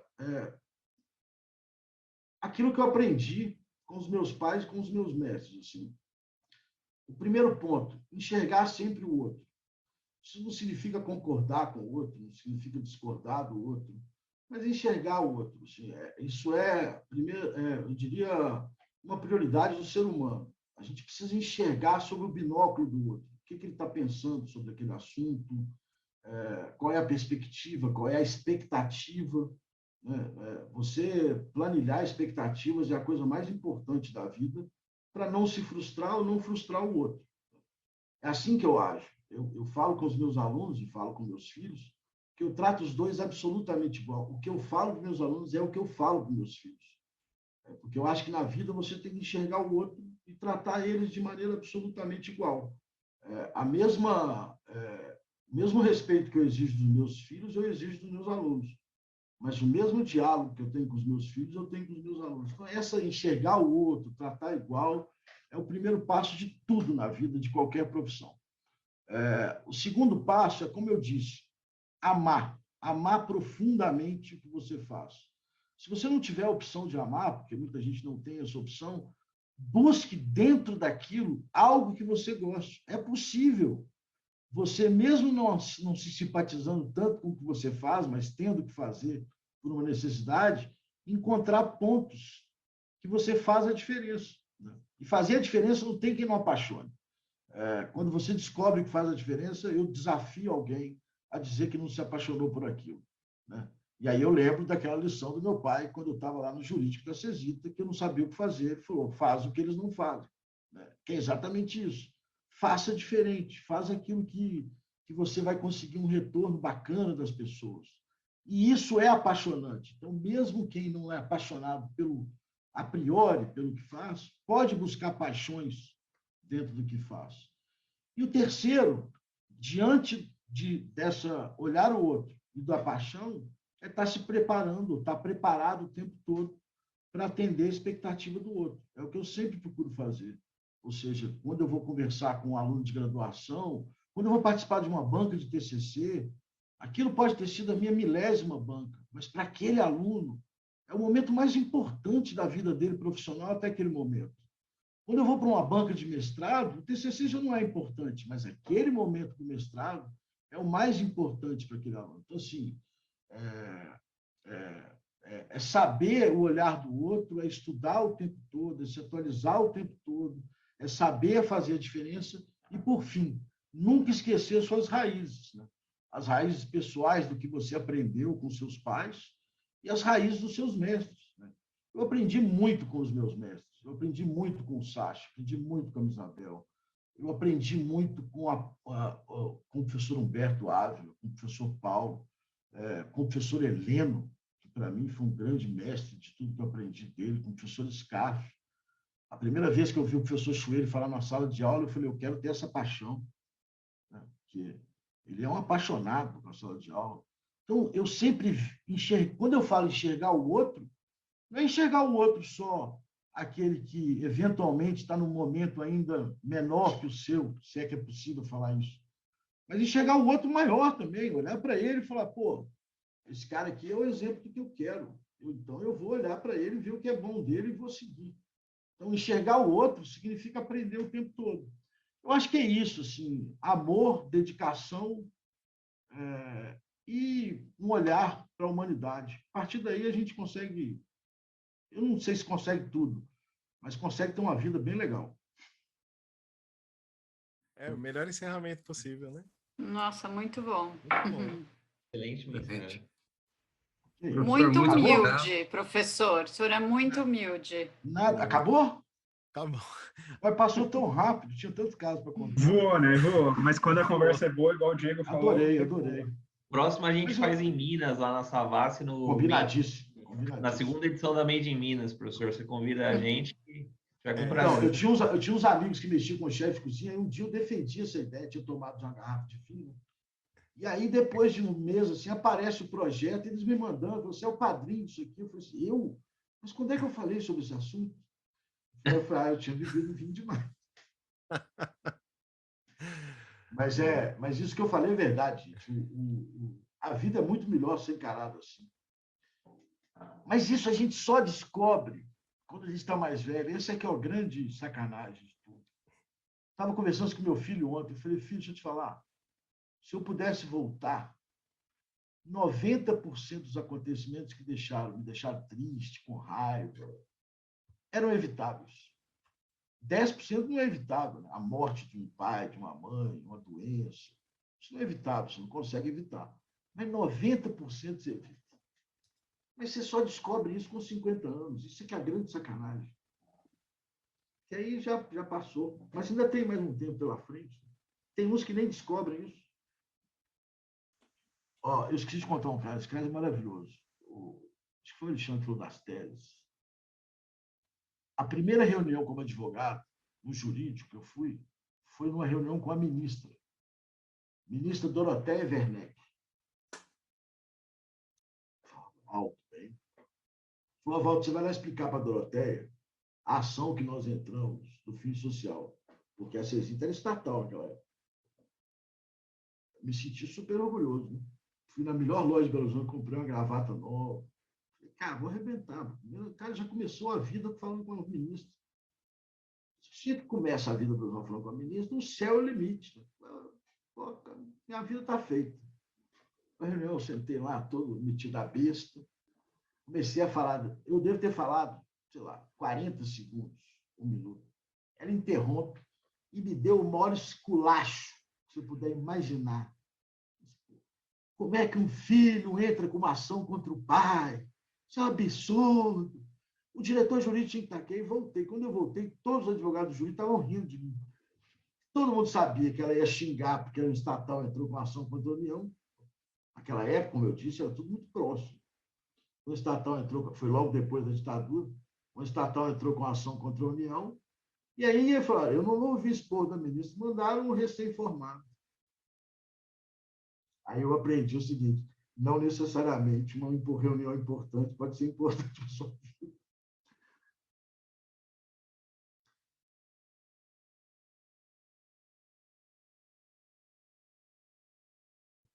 A minha faculdade de graduação foi uma faculdade clássica, com professores clássicos, professores que eram professores há 30 anos na faculdade, e que tinham uma visão clássica do direito. A minha revolução, a minha sofisticação vem com o mestrado. Porque eu demorei, né? Então eu tive uma formação clássica, uma formação muito concreta da advocacia, que era Big Four o tempo todo, estudando tudo quanto é curso de contabilidade, e aí eu volto com uma revolução do direito na minha cabeça. Então, aí que eu começo, então, a sofisticar a teoria da argumentação, o novo constitucionalismo, e vou passando por isso. Mas a minha formação foi toda clássica, muito clássica. Eu peguei a fase em que, sei lá, 90% dos meus professores, 80%, se aposentou 2, 3 anos depois que eu formei. Então, enraizado naquela formação clássica. Isso é muito legal, né? Se deixar, eu fico aqui o dia inteiro. Muito obrigado, foi um prazer enorme. Eu agora vou almoçar e fazer uma sustentação oral. Nós agradecemos, professor. Muito bom, muito obrigada. Esse mundo virtual ficou bom, a gente faz sustentação oral no Ceará, depois vai para Porto Alegre. Prático. Eu gosto, eu não ligo não. E aí, no vídeo é bom que não dá para ver minha mão tremendo. Mas treme até hoje? Dependendo do lugar, treme. Uma vez que eu fui dar uma aula com o professor Humberto, com o professor Chueiro, Deus me livre. Não só tremia, como meu pé, os dedos ficavam assim. No final foi tudo bem. Depois que passa, fica tudo bem. É bom demais, né? Mas o durante é duro. Quem foi que me perguntou a sustentação oral? Última, agora eu juro que é a última. A primeira sustentação oral que eu fiz foi no Tribunal de Justiça, em que eu preparei profundamente o caso.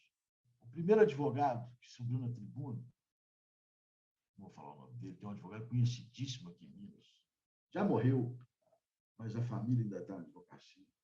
Ele sobe à tribuna, excelentíssimo presidente, excelentíssimo desembargador, desembargadora, só tinha uma desembargadora naquela época. Primeiramente, em nome da OAB, eu gostaria de parabenizar o desembargador, fulano de tal, que foi seu aniversário na semana passada. Quero também parabenizar a esposa do desembargador tal, porque completaram 30 anos de casado. Aliás, falando sobre isso, o desembargador tal lançou um livro tal, passou a sustentação. No final, ele vira assim, e quanto ao meu caso, eu só peço justiça. E encerrou a sustentação. Aí eu pensei assim, eu sei mais do caso que esse cara, eu acho que eu vou bem. Juro por Deus. Aí depois me contaram que ele só fazia sustentação oral assim, não sabia nenhum caso. Ele cumprimentava todo mundo e falava assim, e quanto ao meu caso, eu só peço justiça. Aqueles advogados clássicos, né? A advocacia mudou muito. Aquele caso que eu falei do CARF, eu estava na tribuna. Eu acho, não lembro direito, eu acho que o Alexandre estava na composição. O advogado falou o negócio da tribuna, o julgador falou, doutor, o senhor está enganado, a nota fiscal de folhas tais e tais fala isso e isso. Bicho, eu queria que abrisse um buraco para ela sair. Eu fico com a dó dela, porque é isso, né? O julgamento no administrativo é totalmente diferente do judicial. Eu já tive julgamento no CARF de 4 horas e meia. E, no final, o relator, que era do fisco, me agradeceu, que falou que não teria entendido aquele processo se eu não estivesse na tribuna. 4 horas e meia, eu devo ter falado, sei lá, umas 20 vezes, porque estava difícil de entender o caso. Eram 7 ou 8 volumes ainda no físico. Não, já era no eletrônico. Eu acho que o Alexandre estava começando. Uma vaga lembrança de ver na conclusão. 4 horas e meia. Tá. Quem não conhece do caso, meu querido, não fica 4 horas e meia na tribuna, não. Sai rapidinho. Já no judicial, não. O judicial você tem 15 minutos para dar o recado, e senão os caras vão dormir. Eu, recentemente, tive um caso aqui no Tribunal de Justiça. Depois que a gente vai ficando mais velho, professor, você passa a ter liberdade de falar algumas coisas. Essa é a vantagem. Você ganha uma espécie de imunidade. Aí, primeiro caso da tribuna, probidade administrativa. O prefeito tinha contratado um helicóptero para levar a filha para uma praia, estava sendo processado. Segundo caso, probidade administrativa. Você tinha contratado um conjunto musical que prometeu dar um show de 2 horas, deu um show de 40 minutos. Terceiro caso, uma separação em que o advogado de família subiu na tribuna e falou: vocês estão fixando os honorários, a pensão alimentícia, porque ele me contratou e só me contrata rico. Isso é uma injustiça. Eu estou advogando pro bono. Interessantíssimo, um bafafá danado. Aí o quarto caso era um outro negócio. Aí eu subi na tribuna, veja, excelentíssima desembargadora, presidente, excelentíssimos desembargadores, eu estou constrangido. O primeiro caso falou sobre isso, o segundo caso falou, terceiro. Só caso interessante. Eu vou falar de ICMS. O meu caso é chatíssimo diante do que foi falado aqui. Eu queria que vocês prestassem atenção, porque se não prestar atenção, não vai dar para entender. Porque eu já vi vários casos de tributário que os desembargadores dormem na hora que está sustentando. Dorme, literalmente dorme. Mas falando nisso, o outro dia um aluno meu, eu briguei com ele. E agora ele mandou o currículo para contratar, ele falou: não vou contratar, não. Eu fiz uma ostentação oral técnica, o caso está no Supremo, era para ganhar. Esse menino sobe na tribuna depois de mim, ele era do município aqui, e começa a contar a história de Davi e Golias. E fala assim: eu tenho certeza que eu não vou ganhar meu caso, que eu estou enfrentando aquele que me trouxe para a aula tributária, o meu ídolo, o meu professor. Eu me sinto aqui muito perdido, eu não sei o que argumentar. O desembargador ficou com pena dele, deram o caso para ele. Falei: filho da mãe, parei de falar com ele. E agora ele mandou o currículo e falei: não te contrato. Professor, mas eu ganhei do senhor na tribuna. Eu falei: Zé, ninguém pode saber disso nunca. Muito bom. Ô, gente, estou tomando tempo de vocês. Beijo. Obrigadão, muito obrigado, viu? Eu fiquei muito obrigada. Muito emocionado. Eu fui ver lá na página do YouTube quem estava, pelo amor de Deus. Não merecia estar lá naquela página, não, mas fiquei muito feliz. Muito obrigada, muito humilde, mais uma vez. Vamos fazer um direito de carreiras aqui no Congresso da Bradt. Vocês 5, e aí vocês botam 3 lá e fazem uma entrevista do bate-bola. Combinado. Ótimo. Para o público, e a gente transmite depois para o canal de vocês. Já está dada a ideia. Combinado. Muito bom. Pode contar com a gente. Tchau. Muito obrigado. Tchau, tchau. Tchau, tchau, pessoal.